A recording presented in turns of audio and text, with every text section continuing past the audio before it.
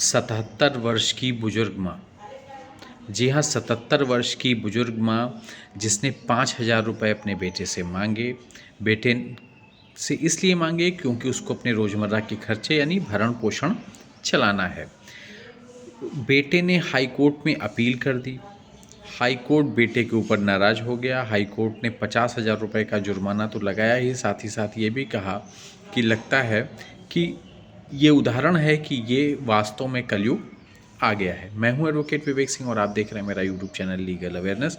Please इस channel को like और सब्सक्राइब कर दें। पंजाब और हरियाणा हाई कोर्ट ने हाल ही में एक व्यक्ति की याचिका पर आश्चर्य तो व्यक्त ही किया है, साथ जिसमें उसने अपनी 77 वर्ष की मां को 5,000 रुपये भरण पोषण भत्ता दिए जाने को चुनौती दी थी। न्यायमूर्ति जस गुरप्रीत सिंह जी पुरी ने व्यक्ति पर 50,000 रुपये का जुर्माना लगाया है और 3 महीने के भीतर अपनी मां के नाम पर प्रिंसिपल जज फैमिली कोर्ट संगरूर के समक्ष यह राशि जमा करने के लिए कहा है। न्यायालय ने कहा है कि ये कलयुग का उत्कृष्ट उदाहरण है जो वर्तमान मामले को परिलक्षित होता है, जिसने इस न्यायालय की आत्मा को झकझोर दिया है। विद्वान प्रधान न्यायाधीश पारिवारिक न्यायालय द्वारा पारित आदेश में कोई वैधता नहीं है, बल्कि यह उल्लेख करना अनुचित नहीं होगा कि 5,000 रुपये की राशि भी कम राशि है।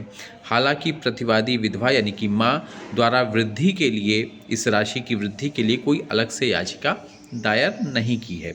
अब विषय क्या है, पूरा मामला क्या है। 77 वर्ष की महिला के पति की मृत्यु 1992 में हो गई थी।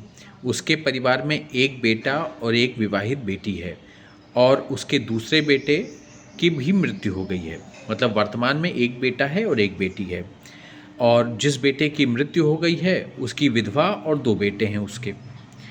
अपने पति की मृत्यु के बाद से 77 वर्ष की महिला की 50 बीघा ज़मीन उसके बेटे और उसके मृतक बेटे के बेटों में बट गई है। 1993 में उसे उसके भूत, वर्तमान और भविष्य के भरण पोषण के लिए 1 लाख रुपए का भरण पोषण दिया गया। इसके बाद से वो अपनी बेटी के पास चली गई रहने। अब वो अपनी बेटी के पास रहती हैं।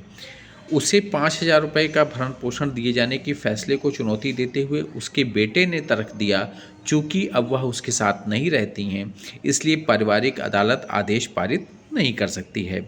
हालांकि मां का प्रतिनिधित्व करने वाले वकील ने तर्क दिया, उसके पास आय का कोई स्रोत नहीं है।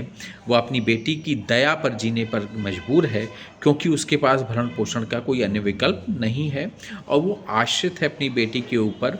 और जो बेटी दया करती है तो उसी के आधार पर ही वो अपना जीवन यापन कर रही है, इसलिए वो अपने बेटे से पैसा मांग रही हैं।